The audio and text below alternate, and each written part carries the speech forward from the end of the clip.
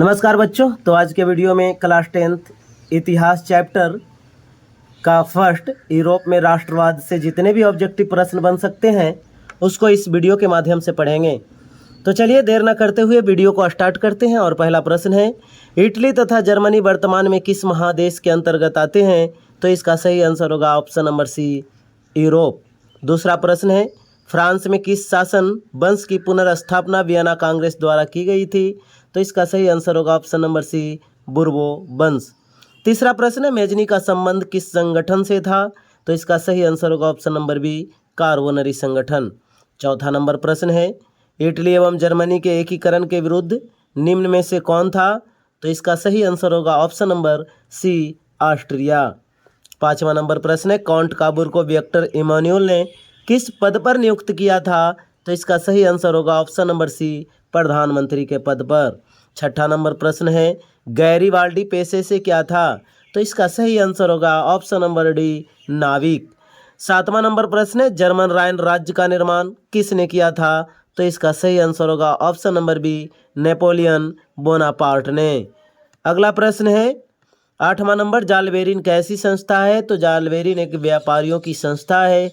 तो इस प्रकार ऑप्शन नंबर बी इसका सही आंसर होगा। नौवां नंबर प्रश्न है, रक्त एवं लौह की नीति का अवलंबन किसने किया था? इसका सही आंसर होगा ऑप्शन नंबर सी, बिस्मार्क ने।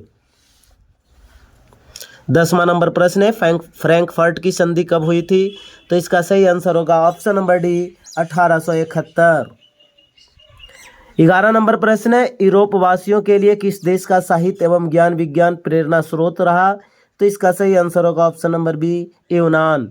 नेपल्स की क्रांति कब हुई थी? इसका सही आंसर होगा ऑप्शन नंबर बी, 1821 ईस्वी में। 13 नंबर प्रश्न है, चार्टिस्ट आंदोलन कहाँ हुआ था? इसका सही आंसर होगा ऑप्शन नंबर डी, इंग्लैंड में।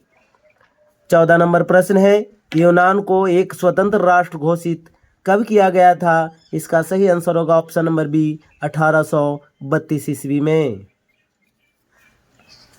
15 नंबर प्रश्न है, ऐतिहासिक द्वंद्ववाद की व्याख्या किसने की थी? हीगेल ने किया था। इसका सही आंसर होगा ऑप्शन नंबर ए। और 16 नंबर प्रश्न है, एड्रियानोपुल की संधि कब हुई थी? 1829। इसका सही आंसर होगा ऑप्शन नंबर बी। 17 नंबर प्रश्न है, एड्रियानोपुल की संधि किन दो देशों के बीच में हुई थी? तो तुर्की और रूस के बीच में हुआ था। इस प्रकार इसका सही आंसर होगा ऑप्शन नंबर ए। 18 नंबर प्रश्न है, सेडोन का युद्ध किन के बीच हुआ था? तो इसका सही आंसर होगा ऑप्शन नंबर सी, फ्रांस और पर्सा के बीच। 19 नंबर प्रश्न है, किस देश का हंगरी पर पूर्ण अधिपत्य था? तो इसका सही आंसर होगा ऑप्शन नंबर बी, ऑस्ट्रिया का। 20 नंबर प्रश्न है, पोलैंड के विद्रोह को किसने कुचल दिया? तो इसका सही आंसर होगा ऑप्शन नंबर ए, रूस ने। सन 1870 ईस्वी में फ्रांस और पर्सा के बीच युद्ध कहाँ हुआ था? इसका सही आंसर होगा ऑप्शन नंबर ए, सेडोन में। 22 नंबर प्रश्न है, किस देश के बाद जर्मनी का एकीकरण पूरा हुआ था? तो सेडोन के युद्ध के बाद जर्मनी का एकीकरण पूरा हुआ था। 23 नंबर प्रश्न है, यंग यूरोप के संस्थापक कौन थे? तो इसका सही आंसर होगा option number A, Mazzini. 24 number प्रश्न है, यूरोप का मरीज किसे कहा जाता है? तो इसका सही आंसर होगा ऑप्शन नंबर ए, तुर्की को। वियना कांग्रेस कब हुआ था? 1815 ईस्वी। इसका सही आंसर होगा। 26 नंबर प्रश्न है, जर्मनी के एकीकरण का प्रमुख वास्तुकार कौन था? इसका सही आंसर होगा option number D, Bismarck. 27 number प्रश्न है, इटली के एकीकरण में निम्न में से किसका संबंध नहीं है? तो बिस्मार्क का संबंध नहीं है। ऑप्शन नंबर ए इसका सही आंसर होगा। 28 नंबर प्रश्न है, 1830 की क्रांति के बाद फ्रांस में किस प्रकार का शासन स्थापित हुआ था? तो संघीय शासन व्यवस्था स्थापित हुआ था।